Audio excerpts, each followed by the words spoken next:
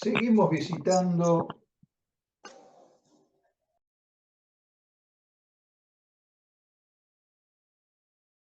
la conferencia dictada por el doctor Fuckelman,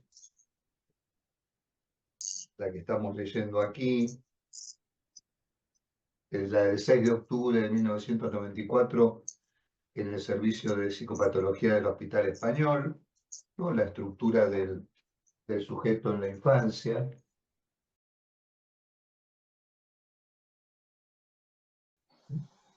En la cual yo les comentaba en la reunión anterior que aparece una pregunta relativa al cuerpo, con relación a una lengua. Y en octubre les decía que hay un matiz importante de considerar cuando decimos una lengua y no el lenguaje. Una pregunta que se nos impone acá. ¿Por qué quienes nos dedicamos al psicoanálisis deberíamos abocarnos también al estudio del lenguaje y de la lengua? ¿Por qué? Una respuesta inicial es que, por lo pronto, no debemos olvidar que esto comenzó ya con el descubrimiento de Freud,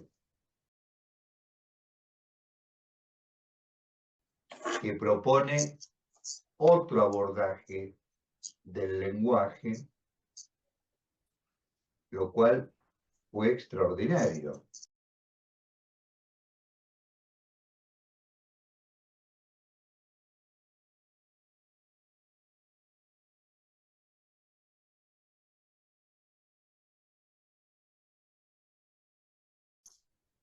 Entonces,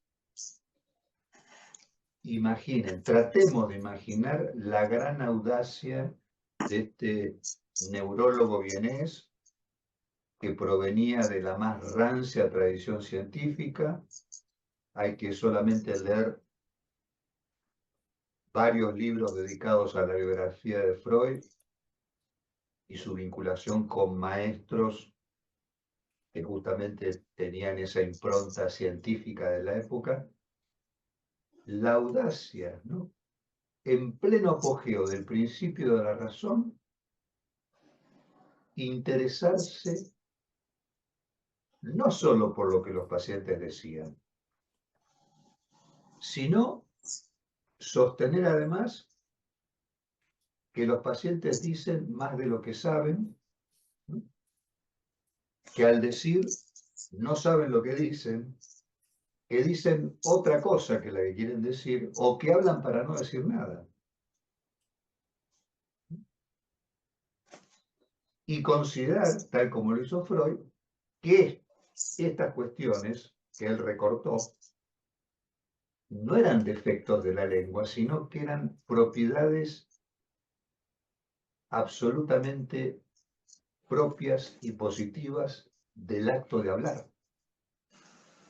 O sea, un abordaje excepcional del lenguaje, el que justamente propuso Freud, y es ese excepcional abordaje que Lacan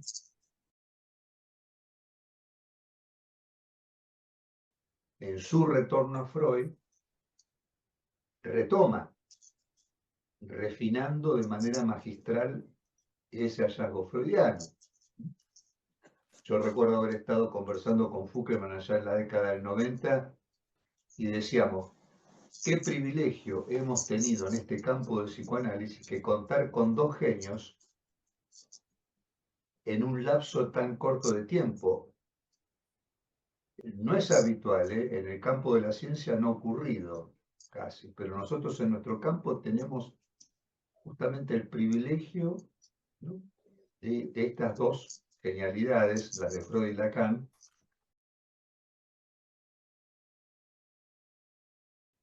en un campo que es el nuestro.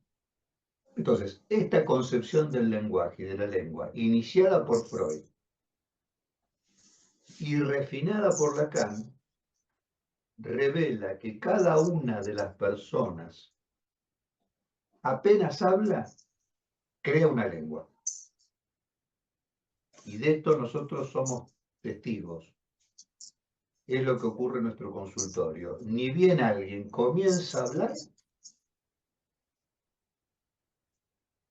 le da sentido a sus palabras, y es un sentido que atañe a cada sujeto, y a esas palabras se las desvía, aunque sea un poquito. Con lo cual, ¿qué ocurre? Y ocurre que esa lengua no está muerta, está viva. ¿No? Y esa vivacidad, esa vida de la lengua, tiene que ver con que cada sujeto crea una lengua. Le da un sentido.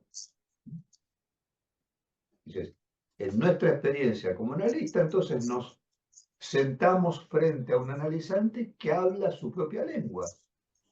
Una lengua que no se compara ni se refiere a modelos de lenguas para explicar si se desvía o no. Es más bien singular. Y se trata de un reforzamiento continuo, ¿no? Y de ahí surge la pregunta de un analizante respecto a que lo que vale para mí, ¿vale para todas las demás personas? ¿Cuántas veces nos hemos encontrado en el consultorio con esta interrogación? Y lo que estoy pensando está bien, lo que estoy diciendo, que lo piensan las demás personas, es normal.